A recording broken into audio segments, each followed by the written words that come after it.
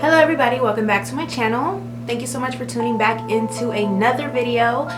This video is going to be a pretty long one, an example of what happens when you trust somebody on the internet. And today's case is going to be about a young girl named Elodie Morel, based out of France. She lived in southern France, a city called Marseilles. Marseilles is either Marseilles or Marseilles, and I'm probably saying that wrong, and I want to apologize. Elodie was 28 years old, and she was a beautiful, beautiful girl, very naturally beautiful. She was married and had a 4-year-old son, and Elodie pretty much worked a lot of bar and waitress jobs her whole life, pretty much.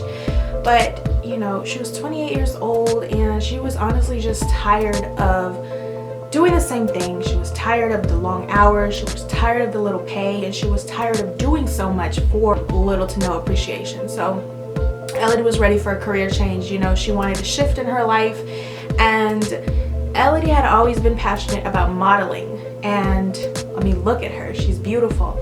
And so she decided that why not, you know, why not go ahead and pursue it and just go for it. So that's what she did. She went ahead and decided that she was going to pursue modeling full-time. Now, Elodie really didn't have any modeling experience. I mean, she never really had her photograph taken. She never really had a photo shoot or knew how it worked. You know, she had little to no experience. But again, she was passionate, she was driven, she was young, she was ready for the challenge, and I think that's her attitude was in the right place. She made a modeling profile, uploaded several pictures of herself on there, and began applying for jobs. And every week she would apply for a new job, like tons of jobs. And she kept going and going and going, and pretty much the entire month of April she was just applying every single day as much as she could. But sadly, she was starting to get frustrated. I mean, she hadn't heard anything back. She was applying to all these jobs, and she, again, didn't really have a lot of experience. So on the market, she was kind of like competing against all these other girls that had much more experience than her. So naturally, she was getting frustrated and discouraged and just let down, and she was starting to kind of feel it, that maybe this wasn't for her. But in late April 2005, she received a job opportunity. A new job opportunity popped up from a well-known fashion photographer in their area named Nicole. This person was a very well-known photographer around the area. A lot of people knew her, a lot of people knew people that she has worked for before. She was very creditable, and she had a pretty good reputation. So Elodie was excited, she was stoked, she was like, this is huge, this is a big deal. And the job opportunity was for wanted models for a campaign for Rolls-Royce. So it was like a Rolls-Royce campaign / commercial type of ordeal. And this was like a big deal again, and it was like a very competitive package. They were offering a full expense 5-day trip for 3 girls, and they would pay them all $1,000 each for 5 days. The dates would be from May 3rd all the way to May 7th. So again, this was full expense paid trip. I mean, this couldn't get any better for Elodie, right? I mean, she had been waiting for an opportunity like this. I mean, and then on top of all that, you know, she's already feeling the pressure of this, you know, but she went ahead and she said, you know what, I'm gonna go ahead and go for it. Even though, again, she didn't have the experience, so she probably thought in a million years that she would never get picked. She applied anyway. And lo and behold, in about a day, she received a response back from the photographer, Nicole, saying that she had been picked and that they were excited and that they wanted to work with her. And Elodie was over the stars. She was very excited. She was waiting for an opportunity like this. This could open so many doors for her. And Nicole had her assistant, Ivan, personally called Elodie and congratulated her, and they wanted to set up a meeting the day before they left, which was May 2nd, around like 6 o'clock or so. And they wanted to meet at some type of bar in Aigues Mortes, which was like a city away from where Elodie lived. So the morning of May 2nd, Elodie starts getting ready for her meeting. You know, she starts packing, getting everything ready. She puts on her best skinny jeans, a white billowy flowy top, and a cream colored knit sweater and her best high heels, and she is ready to go. And shortly after, on May 2nd, around 5:45 p.m., the police get a call from a man, 63-year-old Dominic. He wants to report something very odd. He lets police know that there's a man that has just left his bar and is on his way to meet with a young girl. He called it a date, but the way that he was speaking about this girl and the way in his tone and just the way that he was just going on and talking about this date made Dominic feel very uncomfortable. And apparently Dominic knew this man and knew his history. He wanted police to meet them over there and just make sure that everything was all right, because he was scared that this man was going to do something horrible to this girl. Of course, police asked Dominic, well, what's this guy's name? You know, what's his name? What does he look like? Who are we looking for? And Dominic tells police that unfortunately he cannot give them the man's name because he fears for his life. But he did let police know that the man drove a green 1994 Seata Viva.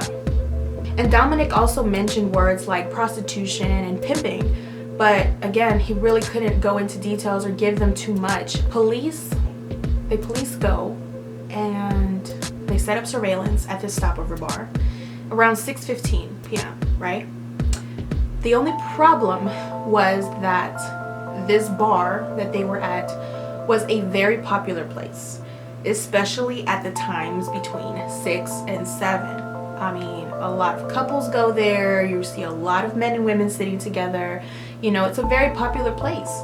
The police are there and they have no idea what they're looking for. So they call Dominic back and they're like, hey, we need more information. I mean, we don't know what we're looking for. We're here, but we don't know what we're looking for. So you need to tell us a name. You need to tell us something. And Dominic again tells them that he cannot give the guy's name. He cannot give them his identity. I mean, because he's scared. You know, police go over all the information that Dominic told them previously, and they're just making sure that everything lines up, and they're going everything that they've already talked about. And this is when Dominic realizes that he made a mistake. That he told them that the guy drove a 1994 green Seata Viva, but the guy drove a 1994 gray Citroen ZX. So he gave them the wrong car description. And as soon as police find this out, they're frustrated. They're frustrated with Dominic. They're not getting a name, but he's being very dramatic, and you know, he wants police to do something, but police don't have enough information to do anything. And then on top of all that, you know, he's giving them the wrong car description. He's pretty much playing around, like, you know, jerking them around at this point. It would seem that this guy wasn't credible, right? Because he's giving them all this information all over the place. But Dominic was actually a very trusted and a very good guy around the town. I mean, he was well known to police. He was well known around the area. He was very well liked. And in fact, Dominic actually had like an illegal bar at his house. What he did was he paired up with police as an informant. He would tell police when guys would stop over at his bar, he would pretty much listen, and any things that he could find or any type of illegal activity that he would hear about, he would go and tell police. And in exchange, police would turn the blind eye and not say anything about his illegal business. So it pretty much, you know, worked. You know, he'd been working with them for a while now, and he actually helped police a lot. He stopped some, you know, small drug traffickers and some car thieves and things like that. So again, all of his tips and things that he would tell them were trustworthy. So they couldn't find anything. You know, they leave the bar and they're pretty much waiting the entire day. Nothing came across, no calls about missing women, nothing. So they pretty much had no choice but to just kind of drop it, you know. 2 days later, in Marseilles, France, which was where Elodie was from, a guy by the name of Sylvain Rosine, 25 years old, enters the police department and lets police know that he hasn't heard from his wife in 2 days. His wife is Elodie Morel. He tells them that she left to meet a fashion photographer, and it's been 2 days and he hasn't heard anything from her. And he tells him that's very unlikely. You know, they talk every single day and she's always checking in with him, and it's very weird that she hasn't responded or that she hasn't communicated with him at all. And Sylvain fears that something bad has happened to her. The last text sent from Elodie was around 9:30 p.m. on May 2nd, which was the day that she went to meet Ivan. Text message read, "Big kiss, everything is going well. I'll call you tomorrow when I can." So as police are talking to Sylvain, they're convinced that he knows a little more than what he's letting on. So they ask Sylvain, "Hey, how did you guys meet?" And they're just kind of wanting the backstory about them, right? So Sylvain tells them that he met Elodie when Elodie was living with one of his roommates, and the roommate was Sylvain's friend, and that's how they met. They started dating, and by the end of 1996 they were married. And then soon after, in the year 2000, they had their son. But after police kept probing and pushing and probing and pushing, Sylvain finally told them that, you know, him and Elodie's relationship was deteriorating and that they were in the process of a divorce and that they had come to a mutual decision to separate. But they were still living together. You know, Elodie came from a broken home, so she didn't want to raise her son in a broken home as well. She didn't want her son living in 2 different places, so they had agreed to still live together. But again, they were in the process of divorce and they were kind of separated. But Sylvain says that they were getting along a lot better now than when they were married. When Sylvain found out that Elodie had been chosen for a Rolls-Royce campaign, you know, in hindsight, he did naturally think that, you know, maybe this is a scam. But Elodie's enthusiasm and how excited he saw her, he pretty much convinced himself that, you know, this is legit. This seems legit. Why would I rain on her parade? Police asked Sylvain, well, why did you let her meet with this photographer that she had never met if you thought it was like a scam or something? And Sylvain said, well, you know, first of all, Elodie is not a fool. She's a very street smart girl. She's very smart, and I don't see anything wrong with her meeting another woman, you know, for a public meeting at a public place at a reasonable hour. You know, it's not like she's meeting some man at a bar at midnight. You know, they start looking at, you know, the last text that Elodie sent, and for the police, it didn't seem like Elodie was in distress or anything to be cause for concern, you know, based on her last text message. So they start throwing out logical ideas or logical explanations, like maybe she ran off with another man, maybe she just took some time off, or maybe she just doesn't want to talk to you. And they start throwing all these explanations to Sylvain. And Sylvain is like, no. He's like, I don't believe any of this. He's like, if we came to a mutual separation, you know, the separation was amicable, it was mutual, why would she run off with another man? And then 2, she would never leave her son. So automatically Sylvain knew that that was nonsense. I swear, this is one thing that I really hate about cases like this. Like, anytime there's a missing persons case, everybody knows that the first 24 to 48 hours is the most critical. A lot of cases can be prevented or solved right away if they just act with urgency. I feel like a lot of things could possibly have been stopped, you know, especially in this case. But the lack of urgency sometimes from police is just mind-blowing. You know, it's like they automatically assume she ran away or she ran with another man. It pisses you off because you want them to act quickly and you want them to get on it and then start moving like it's their family member, you know. Since no new information had surfaced, pretty much all that Marseille's police department could do was just keep their eyes open. So they faxed the report, you know, they faxed the police report over to the police authorities in Aigues-Mortes, which was the town that the stopover bar was, where Elodie and Ivan and they had their meeting. Elodie's last known location was in Aigues-Mortes. I mean, we know for a fact that she did arrive there, right? Police from both towns kind of start piecing things together. Elodie's disappearance, her last known location, and then that weird call that they got from Dominic on May 2nd around that same time that they were supposed to be meeting about a possible kidnapping. Wheels are turning, and the Aigues-Mortes police department contacts Sylvain, and they're pretty much trying to get more information. You know, they're trying to see, you know, what happened. You know, we want to know all the details. So They tell Sylvan, hey, come down here, please, and bring us a picture, bring us everything that you can from Elodie, right? So they start pretty much taking it more seriously, right? They think that they pretty much are onto something. So Sylvan drives about an hour and a half or two to the location, to the police department in Aigos Mortis, and he brings Elodie's emails, he brings the pictures of Elodie, and he even brought all the exchanges, the emails between Elodie and Nicole as proof, you know, and he gives them a description of her black BMW. He tells them pretty much everything that they want to hear.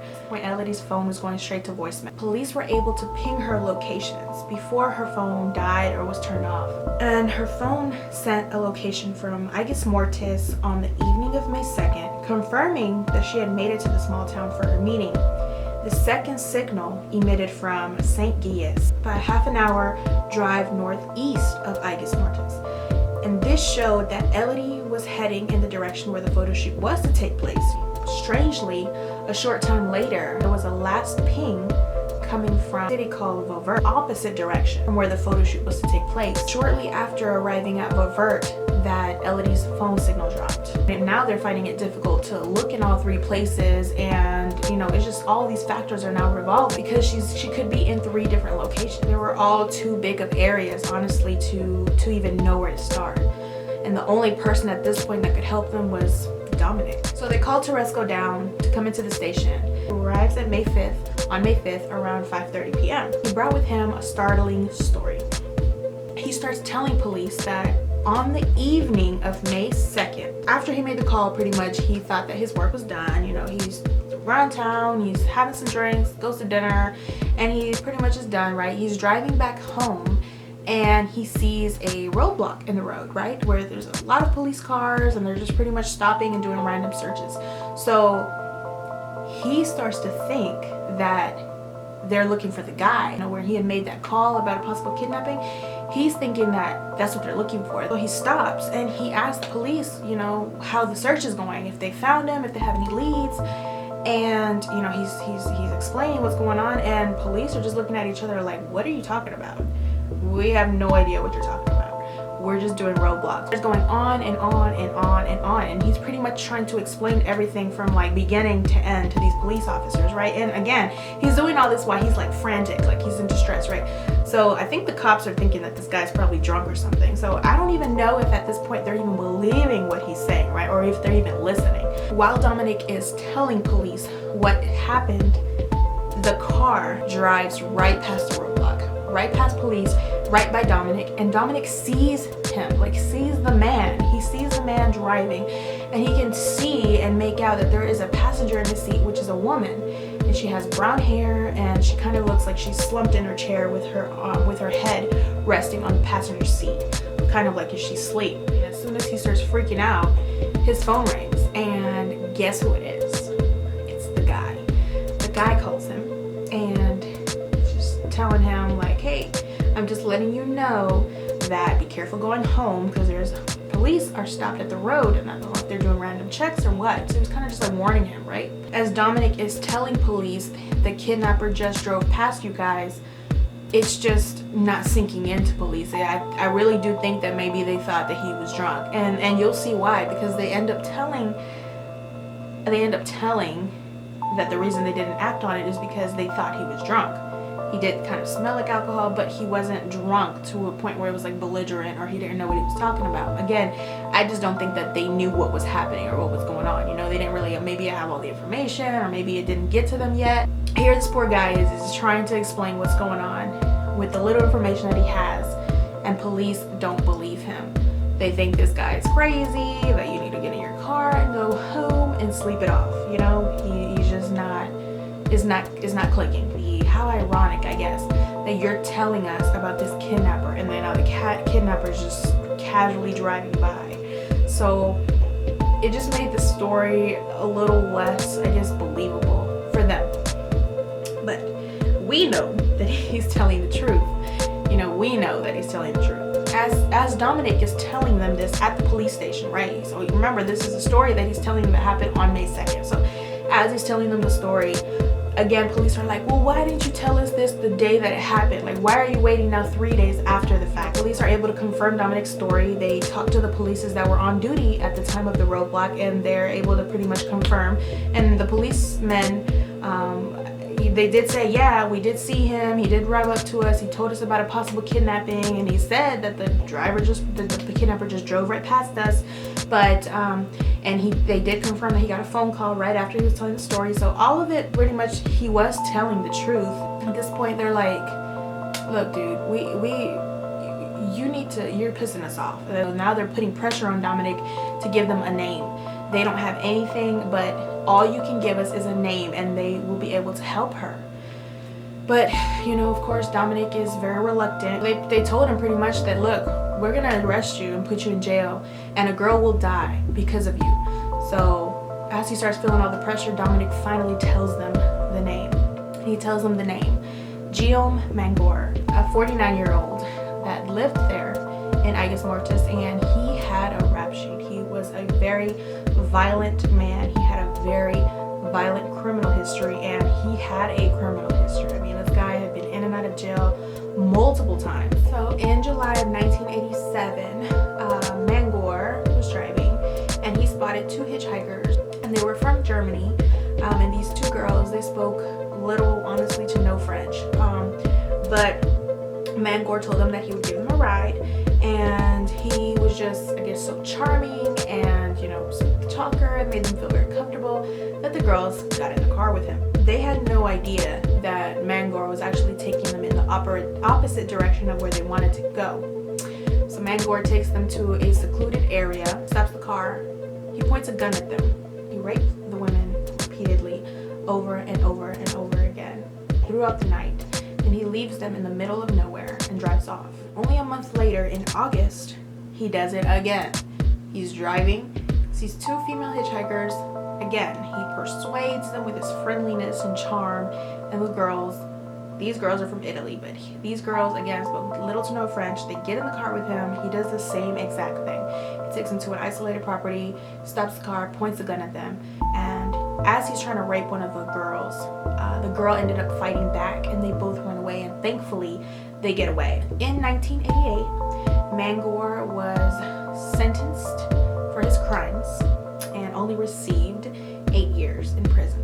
And while he was in prison, he was evaluated by a professional and psychological testing, pretty much to show that Manoir had manipulative and seductive tendencies, and he was very impulsive and violent, and he was pretty much had a very short fuse. Pretty much all the assessments concluded that there was no fix, that it was incurable, that this guy was pretty much, Manoir was described to pretty much be feared around town. I mean, a lot of people knew that Manoir had a long criminal history, that he had a very short fuse, and that if he was refused anything, he would go off, like not just fight, but to the point of killing somebody. Like, he was very, very scary, and he was very feared. I mean, a lot of people thought this guy really acted like he had nothing to lose. I mean, he was just out here on a rampage. You know, after Manoir was released from prison, I think the second or third time,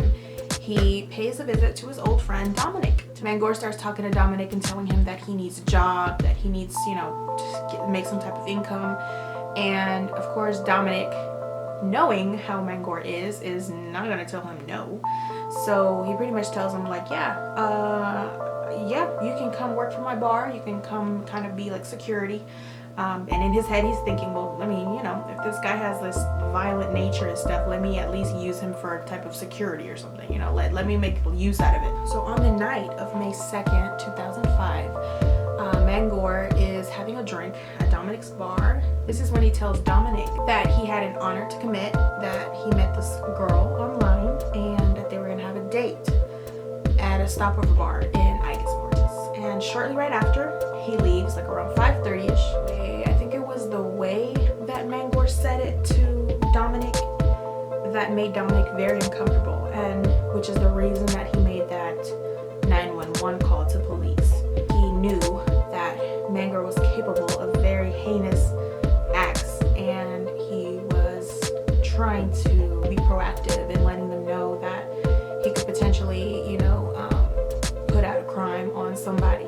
You know, after they have his name and after police looked into Manoir's history, it was a no-brainer, of course, with this guy's history. He's a suspect automatically. I mean, they knew with this, he was a suspect, and he was the only suspect at this point. So even though they had a name, it wasn't very credible because of all of Dominic's misleading information. I mean, all the stuff that he was going back and forth about with police. He didn't want to give them a name. He gave them the wrong card. Now he didn't tell them what happened on that night at the roadblock. So there's so many things that are just leading up to Dominic's testimony that make everything just not credible. So they needed more proof. So police head over back to the bar in Aigos Mortis, and they start questioning the staff. And yeah, they start telling him, yeah, he was here. He was here on that night, and he sat here, and he had a girl with him, and they left right after. They had no way of actually contacting Manoir. I mean, he traveled a lot, and he pretty much slept on people's couches when he come in and out of town. So he didn't really have an actual stable place where they could go and find him. So they make a plan to bring Manoir to them. So they asked Dominic to call Manoir and have him meet at some nightclub, right? And just like a casual, hey, let's have a drink type thing. So they do that. They make a plan, they set up a place, and I think they were supposed to meet at some Mexican bar in the city. Manoir agreed. He agreed to meet and have some drinks. So police arrive at the place. They pretty much set up, and they're pretty much just waiting for him to arrive, right? A short time later, a white van arrives at the club, and it is confirmed that Manoir is sitting in the passenger seat. As soon as it parks, they swarm the car, and they're yanking everybody out of the car. They yank the driver out of the car. They get Manoir out of the car. And the older man that was driving the van, he throws himself on the ground too, but he's cooperating with police. He's trying to tell them, trying to figure out what's going on. This guy's name is Richard Lanier, and he was a good, clean guy. I mean, he didn't have anything on his background. He didn't have a criminal history. He said that he had no idea what was going on. He was just here to have a drink with a friend. The police search the van, and they're looking, and there's no signs of Elodie. There's nothing, no signs that could lead them to her. And they search Manoir, and they find no weapons. They just find, his wallet, his car keys, some pack of cigarettes. So, they flip through his wallet, and they find a small amount of cash, his identification, and a credit card with Elodie Morel's name on it. As soon as they see it, Manoir's quick to explain, right? He's like, no, I found that credit card when I was at a bar a couple days ago, and I meant to return it back to the bank, but I just forgot, and that's why it's in there. Right. We start questioning Richard Lanier, the driver of the car, and he's telling them that, he lives in Valverde, and that he lives with his wife and his teenage daughter. He said that Manoir had just been staying with them for a couple days. The police arrest both men, with the intentions of interrogating them and everything. But before they go to the station, they stop at Richard Lanier's house. They make a stop. They stop at Richard's house. When they arrive at the Lanier's home, they storm in the house. As they're storming in the house, they immediately see Richard's wife and Richard's daughter sitting at the table, eating their dinner like nothing is happening. Like the police did not just storm into my house right now.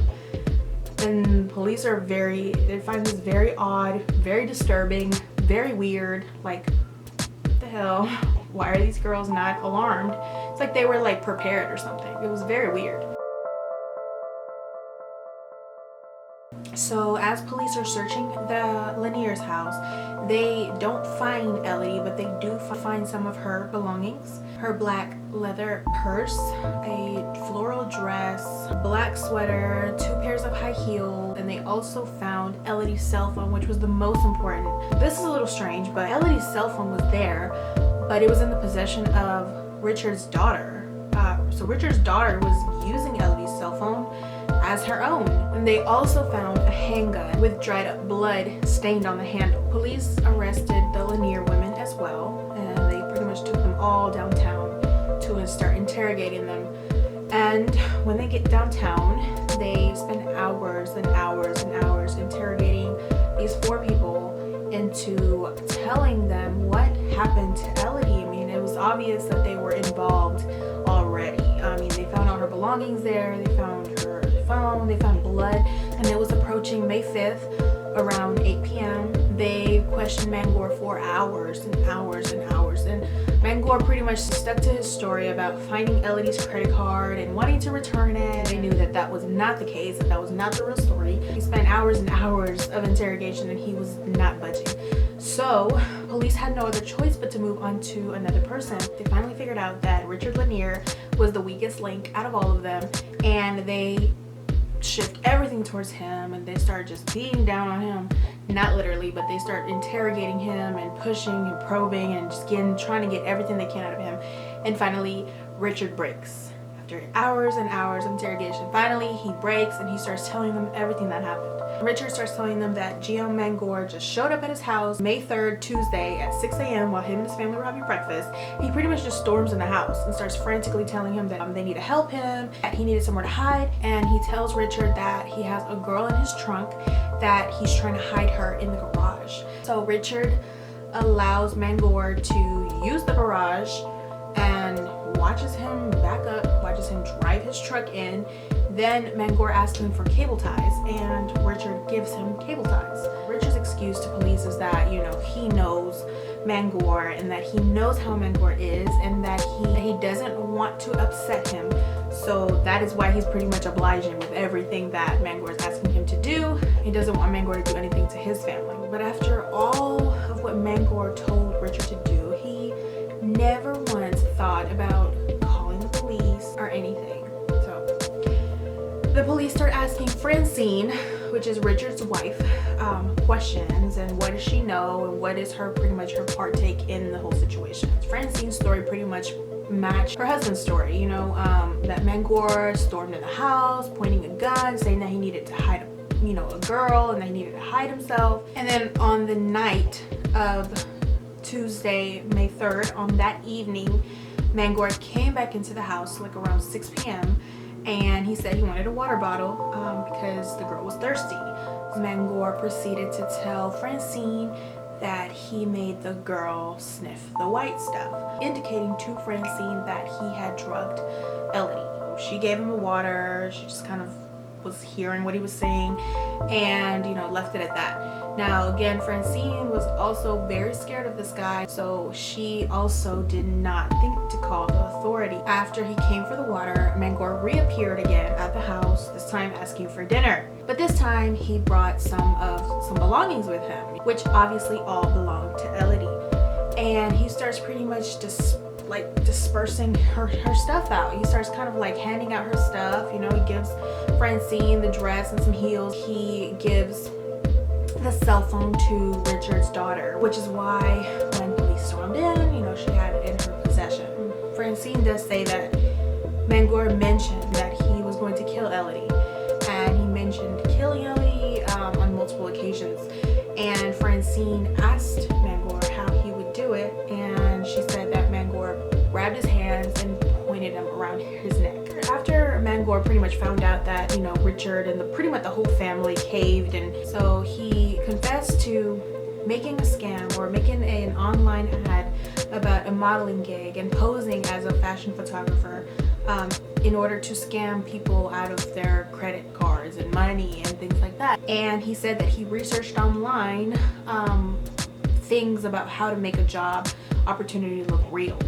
So the extents people go through just shows you that anybody can be anybody on the internet. Manoir said he was even surprised that Elodie applied and that she really thought that the ad was real. Then he said that when Elodie met Manoir at the stopover bar, that, you know, he was pretty much telling her that he was going to show her where the photo shoot was going to be and some of the locations that they had in mind, and that before going on with him, she texted her husband, made sure that told him that everything was okay. Then he says that he drove her to an isolated region, pointed a gun at her head, and demanded that Elodie give him her credit card. He says that that was going to be pretty much where it ended, right? That his intent was to leave her there and drive off with her credit card. He says that Elodie made some type of gesture to show him that she was going to attack him. And I've been trying to read what it was, but I mean, it's really unclear what she did, but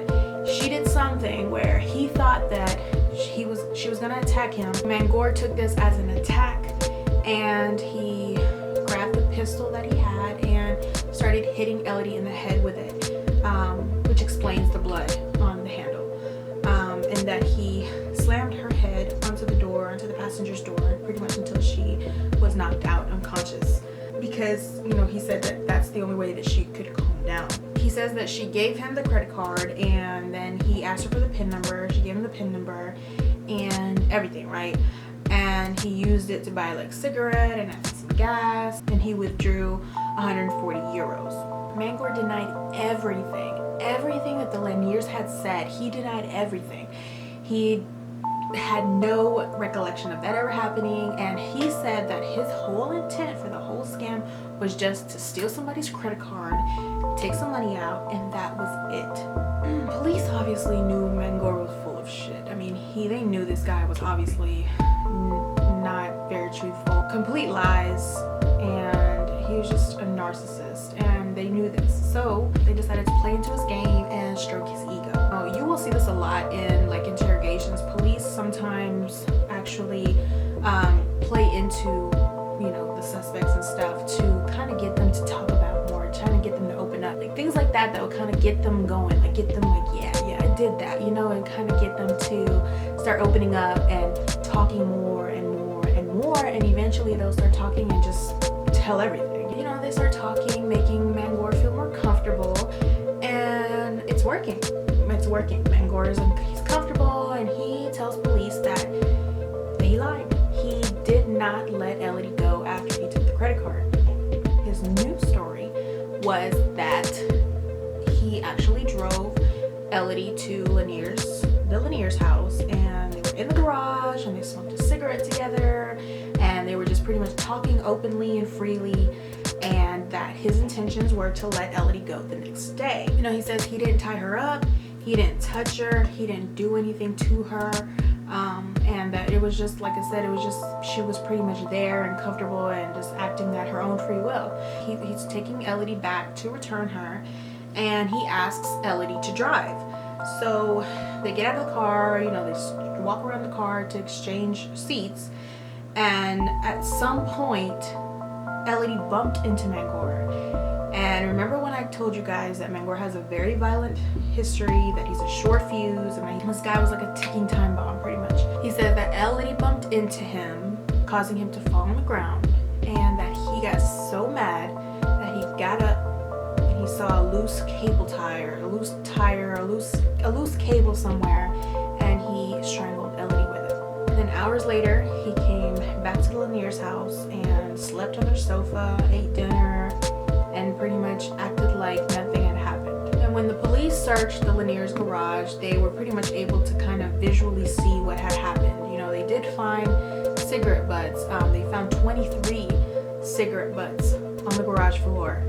19 of them had been smoked by Manoir, and 4 had been smoked by Elodie. And even though Manoir says that he never tied Elodie up, they did find broken cable ties also in the garage with both of their DNAs on it. There were traces of Elodie's blood on the ground and in the passenger seat of Manoir's car.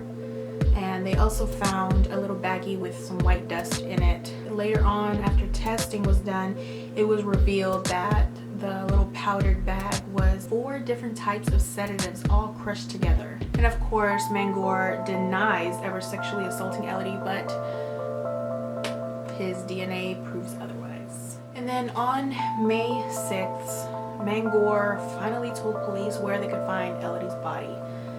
And he told them that they could find her in a car in an old cemetery, and police did. They found her body in the trunk of that car, and she had died by strangulation.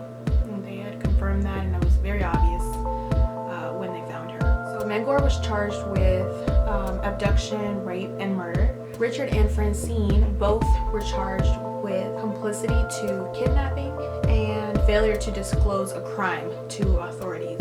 Then he goes on to say that Manoir actually had fallen in love with Elodie, and that he would never do anything to hurt her, that he actually started caring for her, that he actually fell in love, and it was love at first sight. And he is just full of this guy. And of course, Elodie's family's in there. It's just so so disrespectful. Then finally, in February of 2008, he was sentenced to life in prison. And then he appealed his sentence in that same year in July, and he actually succeeded. And then he ended up getting his sentence reduced to 30 years of maximum time in prison, 20 years minimum. And then Richard and Francine both also tried to appeal their sentence, and they I think they only ended up getting 6 years in prison, but they both ended up trying to appeal their sentence as well, and both of them got denied, and they actually ended up getting 2 extra years. So it was a total, they both did total of 8 years in prison. And then as far as Dominic Teresco, he was never charged with anything, despite all the information that he knew and despite the information that he withheld, which I definitely feel like he should have gotten something, because he was definitely a part of this whole situation. I mean, there was so much that he could have said or that he could have did to help police find her sooner. It just, honestly, it's unfortunate. I really hate that this happened to her. It's just scary to think about that things like this actually do happen every day all around the world. And you know, and there are little things that we can do to prevent it. There are little things that we can do to be more aware and more alert and more cautious when we're dealing with people on the internet or just any type of interactions. I mean, guys, we have so many people nowadays that are just, they're trying to do more bad than good. And just sharing cases like this, you know, is a start. Enough with the rant, guys. I'm sorry, I could honestly go on and on about this stuff, but just like I said, just please make sure, guys, that we're very careful. I'm gonna link a couple of like articles and things like that and websites that can help you guys get more informed on predators online and how to know when somebody is a predator, things to look for when you're chatting with somebody or meeting somebody on the internet. Again, just be careful, guys. Be safe, be alert. I love you guys. Thank you, and I will see you guys in my next video.